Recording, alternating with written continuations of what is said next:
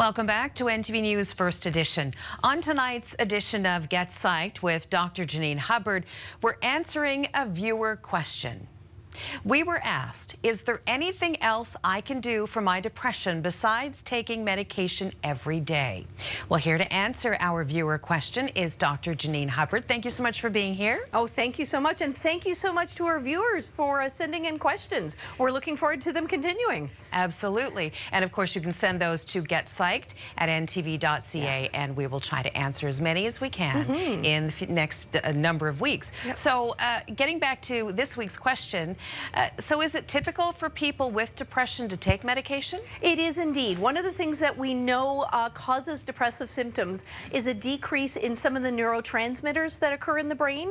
So the medication helps to increase those levels to kind of typical levels. So for sure, it's an essential part of treatment for depression.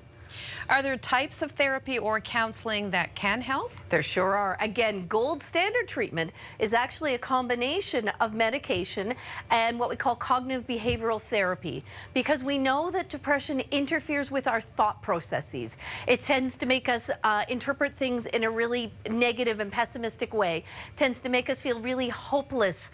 It tends to distort the way we might interpret what somebody says to us. And it also affects our energy levels and our behaviors, such that we tend to be doing things like sleeping more, like having difficulty getting out of bed. Some days showering is difficult. So the CBT, or cognitive behavioral therapy, addresses both of those issues. And that's something that can be offered either through individual therapy or often through group therapy.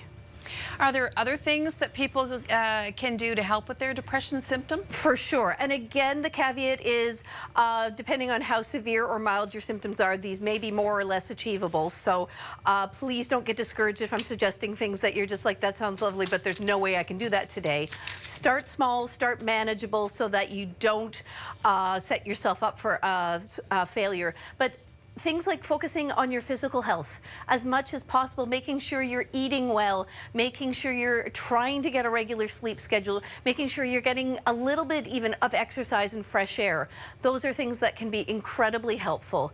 Establishing some kind of a social support network, whether that's immediate friends and family, or my goodness, I've seen social media become this wealth of resource and support for complete strangers to each other. And again, reaching out through things like group therapy can be really helpful. And there are some apps and workbooks that some people find really useful. So if someone is watching who is concerned that they might have depression, what should they do? Don't ignore the symptoms. Don't minimize it.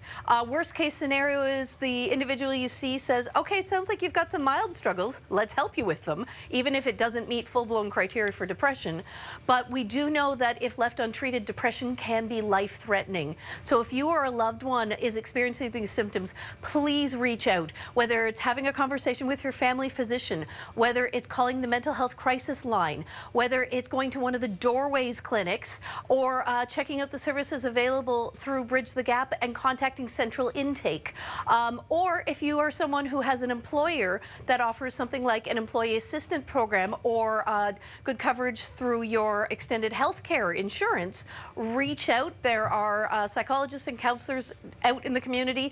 Everybody's really booked up, but keep reaching out and don't just put it away and say, oh, it's nothing to worry about. All right. Well, Dr. Janine Hubbard, thank you so much for coming in tonight for Get Psyched. And as you mentioned, thanks to our viewer for sending in that great topic for this evening.